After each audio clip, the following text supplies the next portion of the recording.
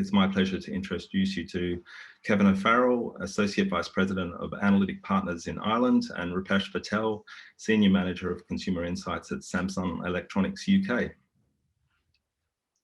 Over to you. Wonderful. Thanks so much, Paul. Great. So delighted to talk to everyone today and take you on to take you through a few journeys we've been on. I guess full disclosure, that's not me in the canoe. It's not Rupesh either, but we have been on some exciting journeys. So we've been at AP, we've been working with Samsung UK for the past 6 years, building out a program to really understand and dig deeper into a lot of the journeys and the business challenges. So we've been on journeys through the consumer funnel, from awareness down to sales, from consumers through to brand, from acquisition through to retention, and dealing more and more with the omni-channel world in terms of that physical and online interaction. So we're going to talk through that today and some of the learnings that we've learned. So I'll hand over to Rupesh to talk a little bit more about Samsung.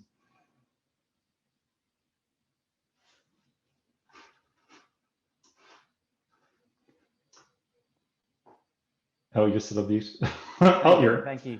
Thank you for unmuting me. Look, I've spent my time working at Sky UK, and at my time there, one of my ambitions was to bring together these different disparate parts of the customer journey. And as Paul said, they sit in different silos.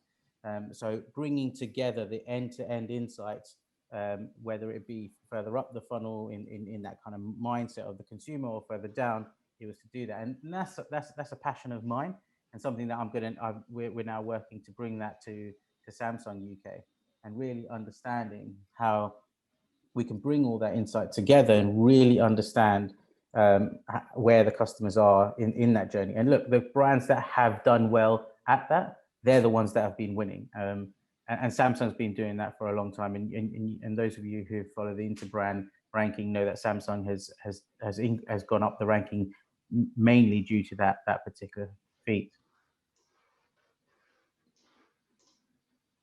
Great. So to talk through the journey, I guess where it all started was at those higher level we call commercial mix or econometrics. So really we started looking at phones and looking at the launches, but building out the models to understand those overall impacts. But we've really been building on this as the context have changed, new different business questions, and adding on the layers. So one of the first layers we added on was in terms of branding and long-term analytics. So working with awareness, consideration, moving back up that funnel to understand what are the levers that are working here and what are the blocks as we move through to sales.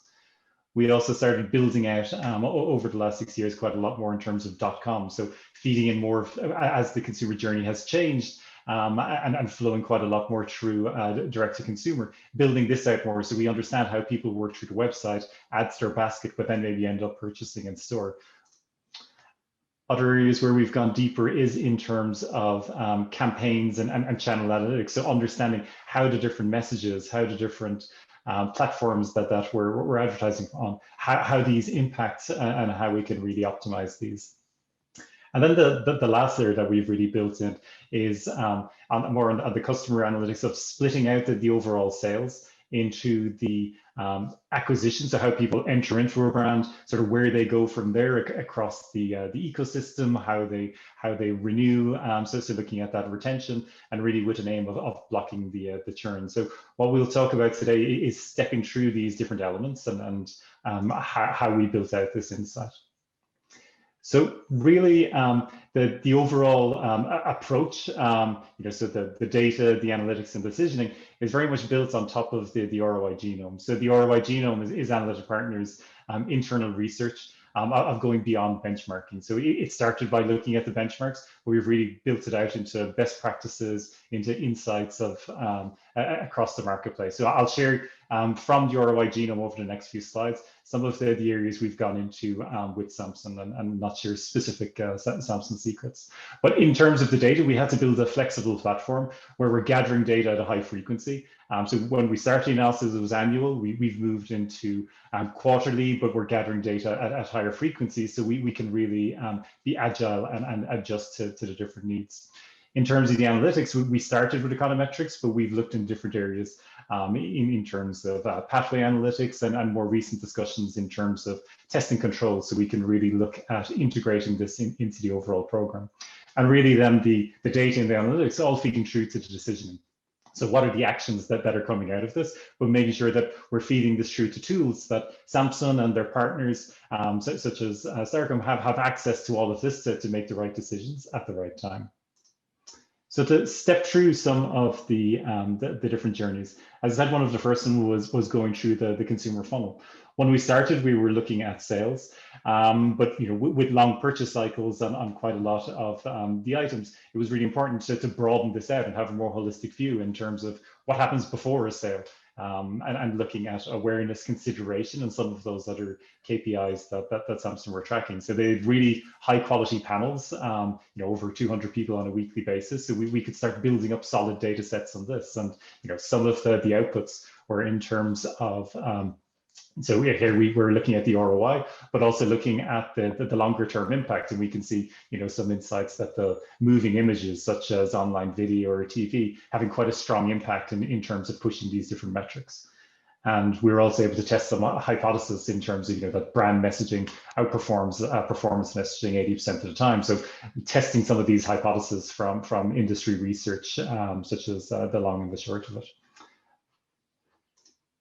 Another area where another journey we went on to go deeper was in terms of breaking out those sales into acquisition. So getting people into the brand, and then as they flow through in terms of across the ecosystem, looking at that retention and blocking churn. So being able to segment and split out and understand how the different messages are performing, and how do we really optimize these. So at what times of the year do we push the different messages to really help drive that increase in acquisitions and getting more people into the brand. But then once we have them within the brand, how we really work to keep them, or what are the right messages that we push. And then the last area where we really went into was in terms of the growth of .com.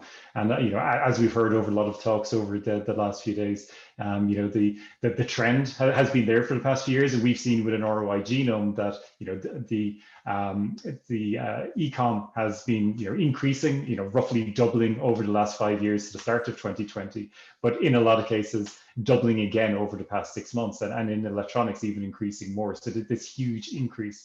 And we really need to build out the program to be able to capture this and to be able to understand that different element. And again, just an example from ROI Genome in terms of the top chart here is looking at pre-COVID, where red is what's coming from the physical stores, blue is what's coming from e-commerce, and we can see it's quite a small part of the overall picture. Where we're in this example, e-com is 5% of sales. But as we start building out plans for into 2021, where e-commerce is now making up more like 15% of sales, we need to factor this into decisioning, and we need to have this all flowing through so that all of the actions that we're taking correctly account for this changing consumer behavior and this pattern, and that the entire infrastructure is optimized around this. So very much in terms of this overall flow, starting from the questions, going through genome and building out the analysis so that we've got the solid actions, but making all of this available in the tools so that Samsung and their partners have the right data at the right time to make those decisions. And I guess, Rupesh, you want to jump in terms of using that for prediction? Yeah, look, it's really important that now we have this robust understanding end to end, where Kevin and the team have brought all those different parts together, that we then put it to action into something that allows our business to go, how can we predict and forecast what we can achieve with customers and with consumers? And if we can't make up those deltas, then we can work to understanding what we can do and what we need to push and what we don't need to push. So really understanding that is important. I guess traditionally it was I think econometrics modeling, for example, would be siloed into one part of the business and not really appreciate or understand the full customer mindset during their journey. Now that we're able to bring that all together, we can make much better decisions on what our potential opportunity will be in the quarters to come and forecast. And once we're then able to do that, we can then have the really agitating conversations with with either the sales teams or marketing teams. Perfect. And we love those agitating conversations and and pushing people towards the truth. So I guess to recap, in terms of what we've learned, you're having the consumers at the center, whether this is online, offline, or through the funnel, ensuring we've got a deep understanding of the indirect and synergistic impacts, and really using all of these opportunities to increase presence, increase revenue, and push up those overall ROIs.